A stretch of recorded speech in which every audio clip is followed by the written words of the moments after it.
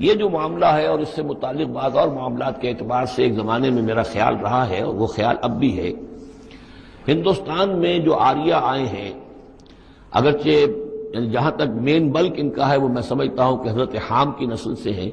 لیکن ان میں کچھ گڈمڈ ہیں کہ جو کچھ اسرائیلی بھی ہیں، اور چونکہ جو ایکسوڈس ہوا ہے مصر سے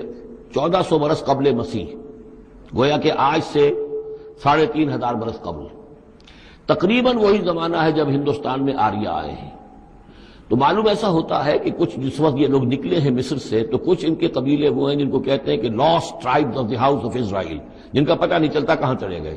تو ان میں سے شاید کچھ لوگ ہیں جو ہندوستان میں آئے ہیں، اور میرا گمان یہ کہ برہمن جو ہیں ان میں وہ وہی ہیں۔ یہ لوگ وہ ہیں کہ جن کے ہاں وہ سارے کسٹمز ہیں۔ اب دیکھیے جو کچھ کہ حضرت موسیٰ علیہ السلام نے سامری کے بچڑے کے ساتھ کیا، یہ اپنے مردے کے ساتھ وہی کرتے ہیں۔ انہوں نے اس کے بچڑے کو جلایا، جلا کے راکھ کیا، راکھ اسے سمندر کے اندر پھیلا دی۔ یہی وہ کرتے ہیں، اپنے مردے کو جلائیں گے، جلا کے اس کی راکھ لے جائیں گے، وہ کہیں گنگا میں پھینکیں یا کسی اور جگہ پھینکیں یا سمندر میں پھینکیں، بالکل وہی معاملہ کرتے ہیں۔ جس طرح وہ بچڑے کی پرستش اور اس کے تقدس ان کے دلوں میں تھا، وہ بھی ان کے دلوں میں بھی ہے۔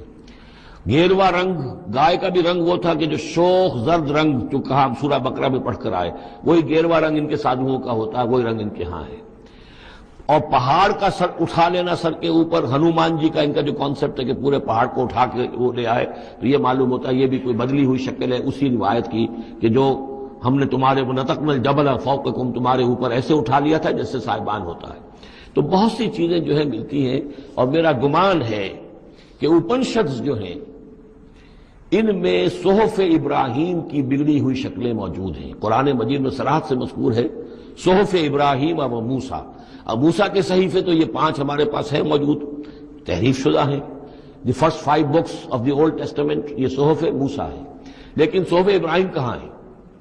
ان کا کوئی ذکر بھی ہمیں موجود نہیں ہے، ہمارے پاس علم میں نہیں ہے۔ لیکن میرا گمان ہے، کیونکہ ایک زمانے میں نے کچھ ان کا مطالعہ کیا تھا تو مجھے محسوس ہوا تھا کہ ان میں توحید کا جو پہلو بہت ہی نمایاں ہے، تو معلوم ہوتا ہے کہ شاید یہ حضرت ابراہیم کے صحیفوں کی کوئی اثرات ضرور یہاں تک پہنچے ہیں۔ آیا یہ وہی صحیفے ہیں یا نہیں ہے، یہ بات دوسری ہے۔ بہرحال یہ چیزیں جو میں نے آپ کو گنوائی ہے وہ سارا پرستی ہے، لامساس یا انٹچیبلٹی، ان کی ایک قوم وہ ہے جس کو ہاتھ نہیں لگ سکتا، ہاتھ لگ گیا تو بھرش ہو جائے گا۔